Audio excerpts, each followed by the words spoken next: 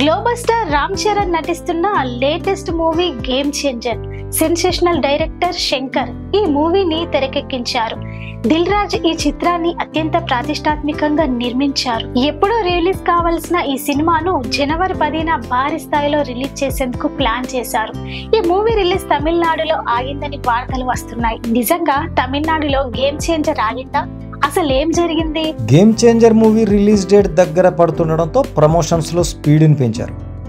బాలీవుడ్లో ప్రమోషన్ చేశారు, అమెరికాలో ప్రీ రిలీజ్ ఈవెంట్ చేశారు, ఏపీలో ప్రీ రిలీజ్ ఈవెంట్ కూడా చేశారు, చెన్నైలో కూడా భారీగా ఈవెంట్ చేయాలనుకున్నారు.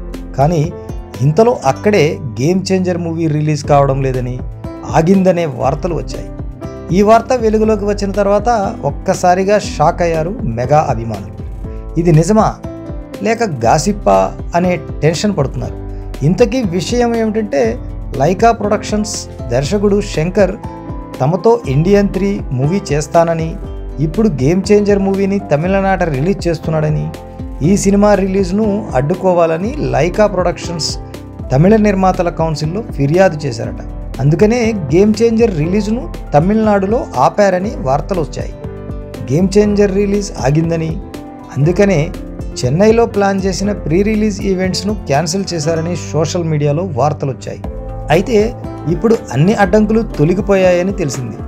గేమ్ చేంజర్ రిలీజ్ అందరూ అనుకున్నట్లుగానే సజావుగా సాగనుందని తమిళ డిస్ట్రిబ్యూషన్ సంస్థ రాక్ఫోర్ట్ ఎంటర్టైన్మెంట్ క్లారిటీ ఇచ్చింది. జనవరి 10న గేమ్ చేంజర్ రిలీజ్ ఖాయమని, ఈ సినిమా రిలీజ్కు రూట్ క్లియర్ అయిందని సదరు సంస్థ ప్రకటించింది. దీంతో మెగా ఫ్యాన్స్ అమ్మయ్య అంటూ ఊపిరి పీల్చుకున్నారు.